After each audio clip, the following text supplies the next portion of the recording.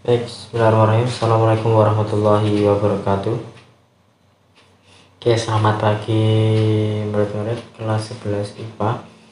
Kembali lagi pada pertemuan kali ini kita bertemu dengan fisika untuk pertemuan kedua. Untuk kelas 11 kita membahas mengenai dinamika rotasi. Melanjutkan dari kemarin yang keseimbangan benda tegak. Dinamika rotasi. Baik, untuk dinamika rotasi pada kelas 10 kita telah mempelajari mengenai gerak translasi atau gerak lurus, di mana gerak lurus itu beracuan pada hukum Newton yang kedua, di mana sigma F sama dengan massa kalikan percepatan gravitasi, di mana sigma F-nya itu merupakan gaya, satuannya Newton, kemudian massa satuannya adalah kilogram. Nah, massa itu merupakan ukuran kelembaman ya atau inersia.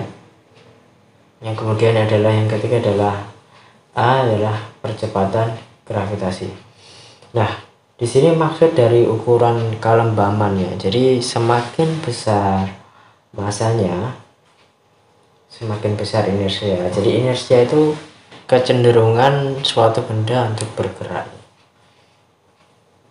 Kemudian pada bab kali ini tentu kita akan bahas mengenai rotasi atau putaran, di mana rotasi ini kan juga merupakan gerak, tetapi geraknya adalah gerak berputar atau melingkar. Nah, untuk rotasi padanannya adalah tau ya. Tau, sigma tau sama dengan inersia kali alfa atau percepatan sudut, di mana tau itu merupakan torsi, satuannya Newton meter. Untuk I inersia ya, satuannya kilogram meter kuadrat. Kemudian A adalah percepatan sudut, satuannya radian per sekon kuadrat ya. Jadi antara gerak lurus dan juga gerak melingkar atau gerak rotasi itu ada hubungannya ya. Misalkan sini saya ada sebuah tabel. Nah, untuk gerak lurus ya, misalkan kita pakai pakai pembanding adalah jarak ya. Kalau jarak pada gerak lurus itu dihitungnya pakai satuan meter.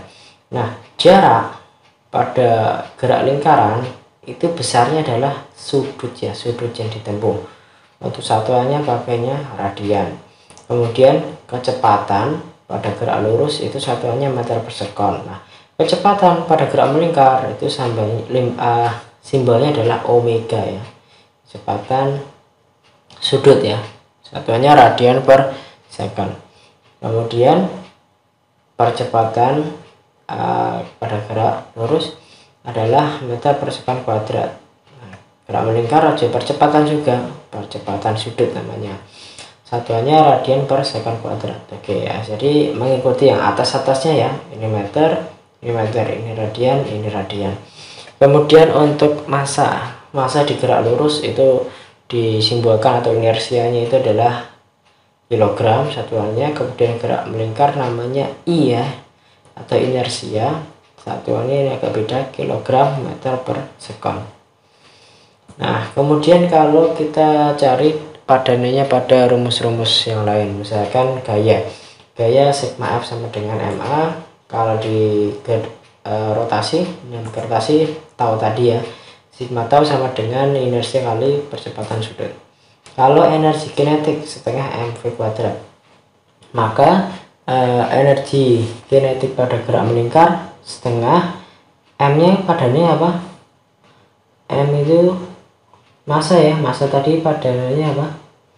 Inersia ya, massa padanannya berarti setengah I, kemudian V itu padanannya apa? Omega, berarti setengah I omega kuadrat ya kan.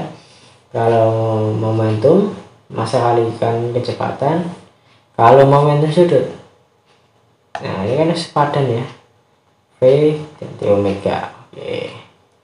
Oke, langsung saja kita ke momen inersia. Nah, momen inersia itu kan disimbolkan dengan sigma tau sama dengan inersia dikalikan percepatan sudut.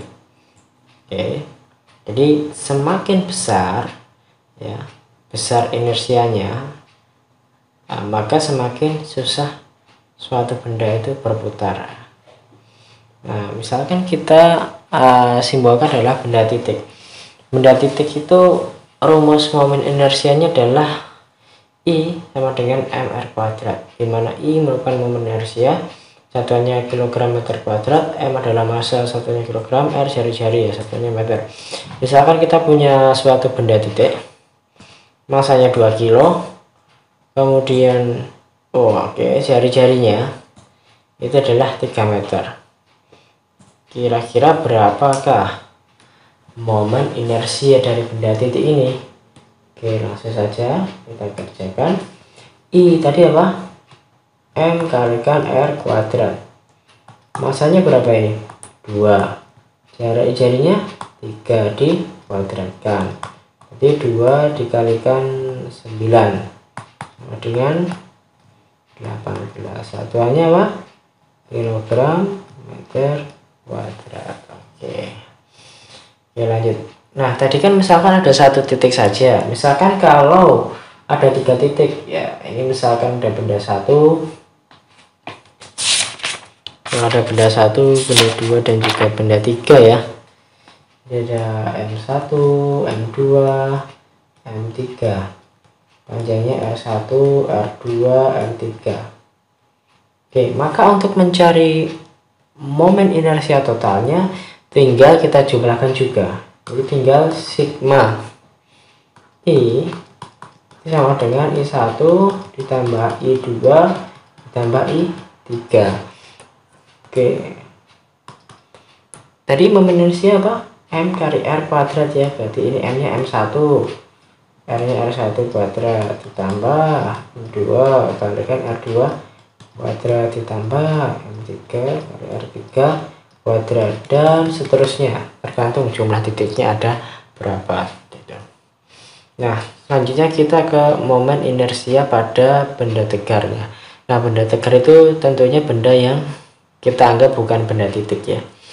Jadi masanya itu tersebar di beberapa bagian ya, karena ini bukan cuma satu titik, jadi titiknya banyak. Nah, pada momen inersia benda tegar itu sudah dirumuskan oleh para ilmuwan.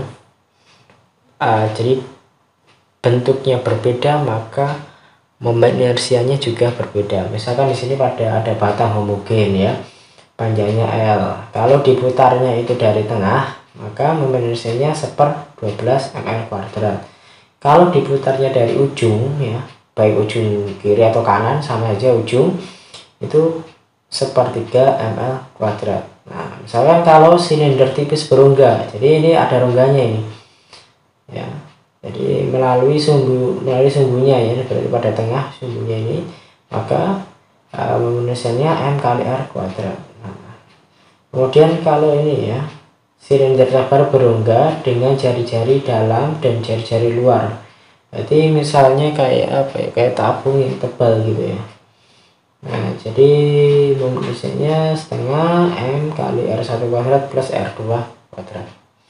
Terus seperti ini, kalian bisa cari di referensi di internet, kemudian bisa di buku ya. Jadi setiap benda tegar ya, benda tegar itu memiliki perumusan momen inersia yang macam-macam ya, sendiri-sendiri. Nah, kita langsung ke contoh soal saja. Contoh, tentukan nilai momen inersia bola pejal bermassa 15 kg dan berjari-jari 0,1 meter jika sumbu rotasinya berada di pusat bola, sebagaimana ditunjukkan pada gambar. Oke, jadi yang diketahui apa ini? Masanya 15 kg, kemudian jari-jarinya 0,1 meter. Ini bentuknya apa? Bola. Oke, bola pejal diputar di tengah. Saya juga lupa. Nah, bola pejal melalui pusat. Oke, ini ya, Berarti rumus inersianya 2/5 kali mr kuadrat. Karena yang dicari adalah I nya, momen inersianya. Jadi I sama dengan 2/5 dikalikan mr kuadrat. Tinggal kita masukkan nilainya. Masanya adalah 15, jari-jarinya 0,1, ingat di kuadratkan. Ini bisa coret ya, 3, ini 6, ini kalikan 0,01 ya, 0,1 dikuadratkan 0,01 dengan 0,06. Satuannya apa ya? Kilogram meter kuadrat. Oke, udah ya. Nah, kemudian ada satu lagi, selanjutnya adalah yang namanya teorema sumbu sejajar. Nah, teorema sumbu sejajar itu digunakan untuk mengetahui momen inersia suatu benda terhadap sembarang sumbu sejajar dengan sumbu pusat massa. Misalkan ada suatu benda. Nah, kalau momen inersia ini kan yang dirumuskan cuma ini aja, di pusat, di ujung, di pusat, di ujung. Terus bagaimana dong kalau momen inersianya itu posisinya itu tergantung, kita milihnya misalkan di sebelah sini, agak ujung, berarti agak tengah, berarti enggak sesuai rumus dong. Oke, maka cara mencarinya dengan menggunakan teorema sumbu sejajar. Nah, jadi pakai ini I, momen inersia baru nih ya. Jadi momen inersianya otomatis berubah ya. Jadi momen inersia yang baru itu sama dengan momen inersia atau IPM di pusat massa ditambah dengan massa benda dikalikan jarak dari sumbu pusat massa ke sumbu paralel ya, ke yang dirubahnya.